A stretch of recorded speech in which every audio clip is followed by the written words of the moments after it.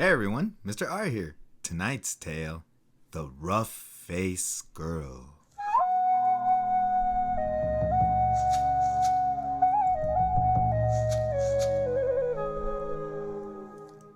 Off from the other wigwams of this village stood one great, huge wigwam. Painted on its sides were pictures of the sun, moon, stars, plants, trees, and animals. And inside this wigwam, there was said to live a very great, rich, powerful, and supposedly handsome, invisible being.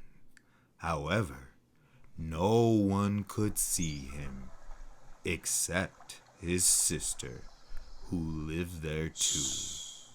Many women wanted to marry this invisible being, but his sister said, "Only the one who can see him can marry him."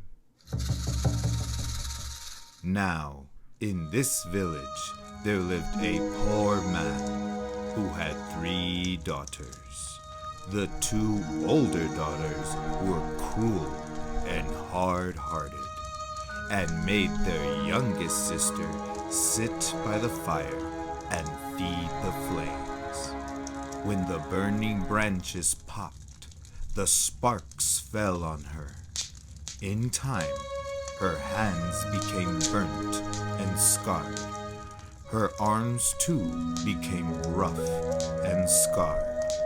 Even her face was marked by the fire, and her beautiful long black hair hung ragged and charred.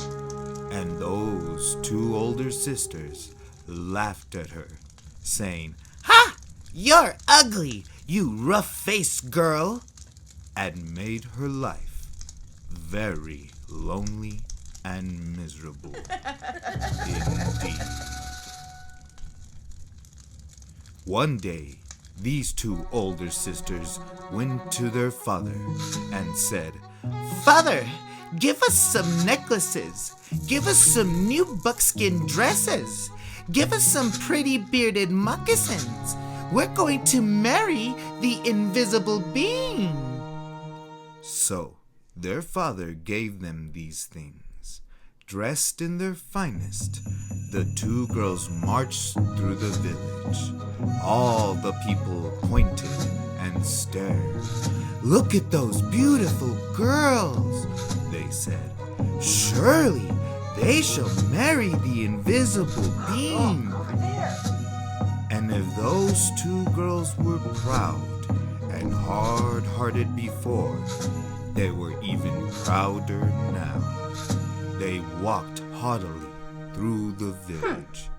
At last, they came to the wigwam of the invisible being, and there was his sister waiting. "Why have you come?" she asked. "We want to marry the invisible being," they answered. "That's why we're here." "If you want to marry my brother," she replied, "you have to see him. Tell me, have you seen the invisible being?" "Of course we've seen him," they insisted. "Can't you see how pretty we are? Can't you see the beautiful clothes we wear? Oh yes, anyone can tell we've truly seen the invisible being." Of course we have.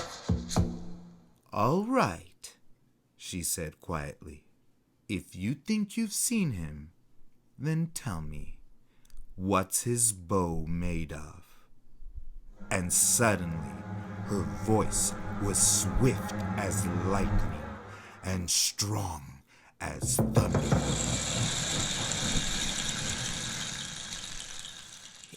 "His bow? They stammered in surprise.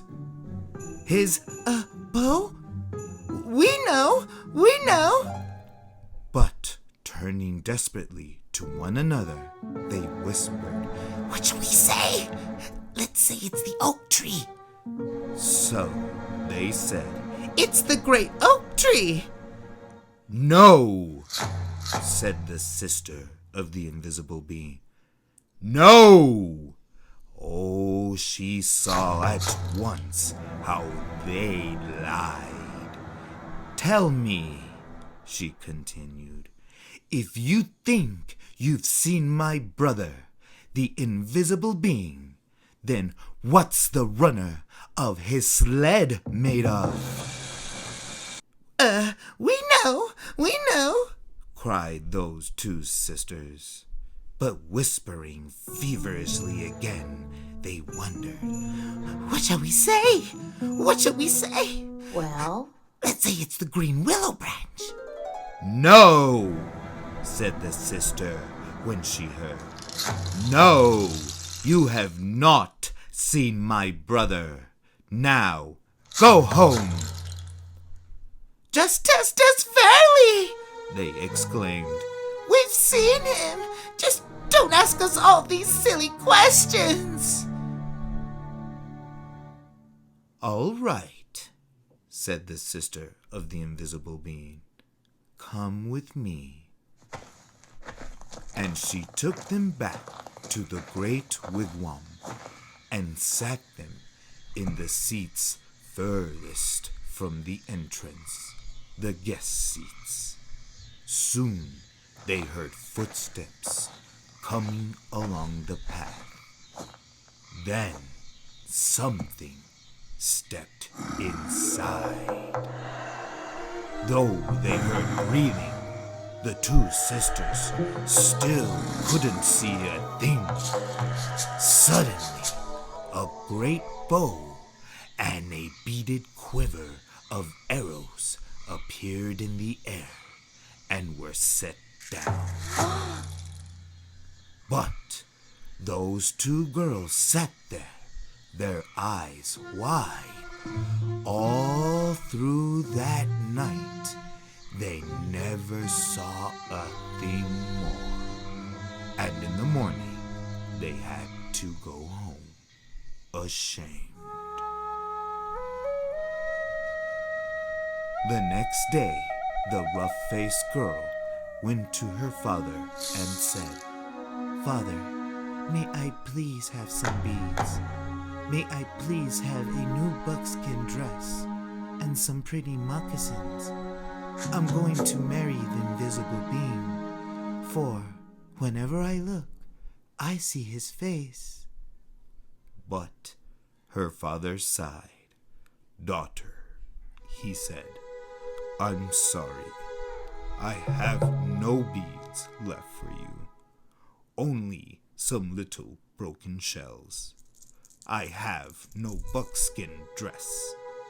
And as for moccasins, all I have left are my own, old, worn, cracked, and stretched out pair from last year, and they're much too big."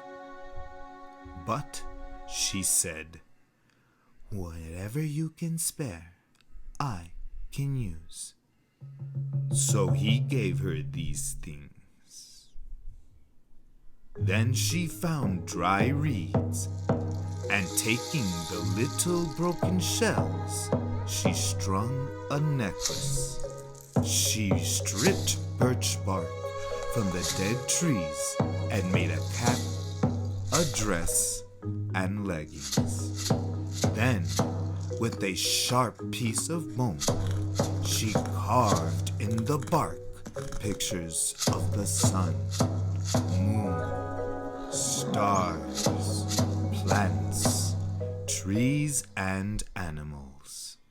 She went down to the lakeshore and soaked the moccasins in the water until they grew soft. Then she molded them to her feet. But they were still too big, and they flapped like the duck's feet as she walked. Then all the people came out of their wigwams. They pointed and stared. "Look at the ugly girl," they laughed. "Look at her strange clothes. Hey, hey, hey, go home, you ugly girl. You'll never marry the invisible being." But So ugly. the rough-faced girl had faith in herself, and she had courage. She didn't turn back. She just kept walking right through the village.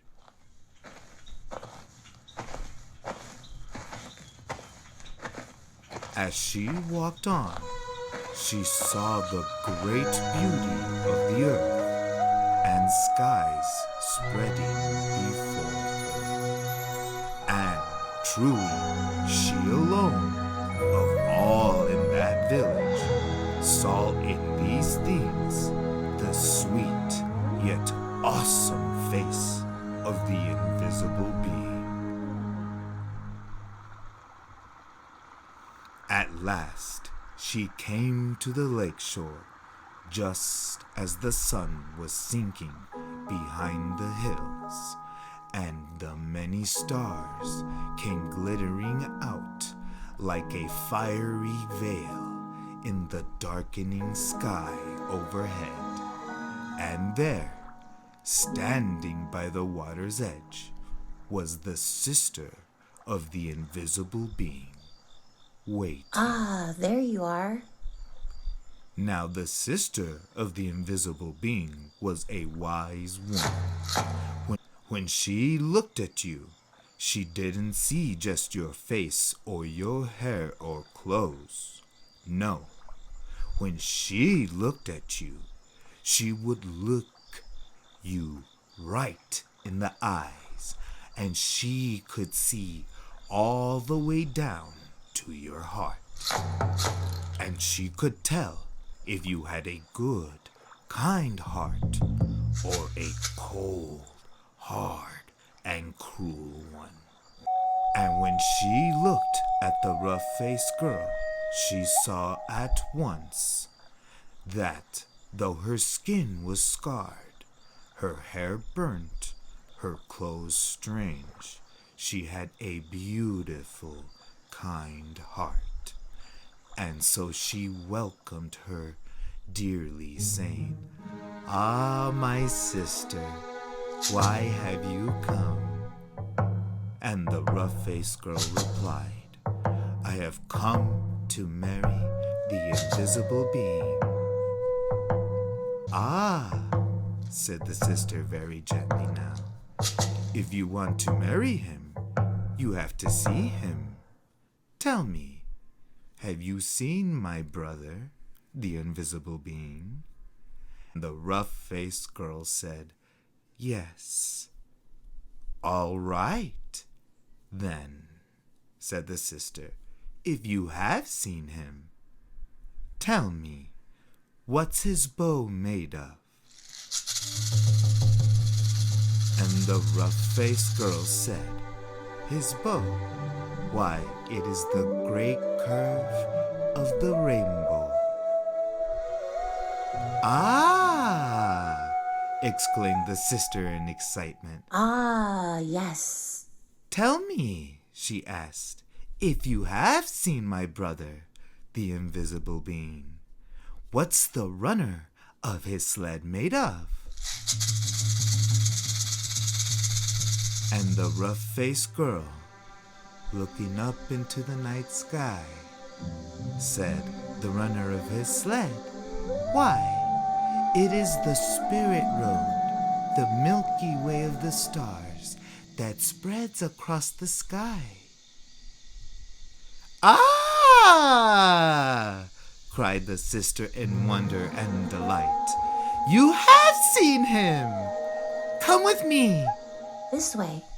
And taking the rough-faced girl by the hand, she led her back to the great wigwam and sat her in the seat next to the entrance, the wife's seat.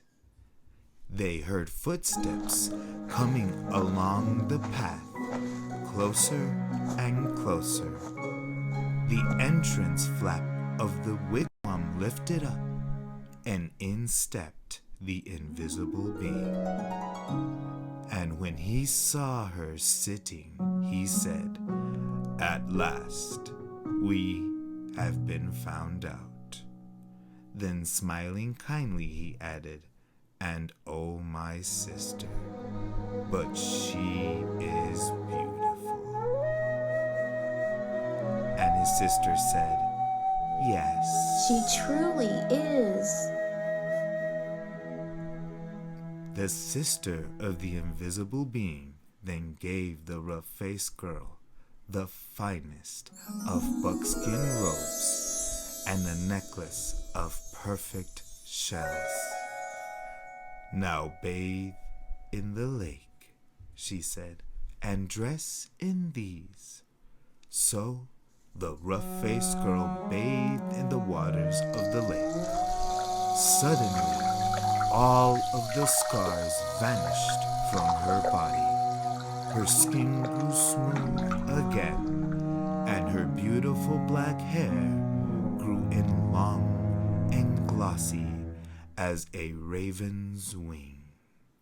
Now, anyone could see that she was indeed beautiful. But the invisible being and his sister had seen that from the start. Then, at last, the rough-faced girl and the invisible being were married. They lived together in great gladness and were never parted. Thank you so very much, my friends. I hope you enjoyed this tale. Please remember to like and subscribe if you liked the video. I'll see you next time.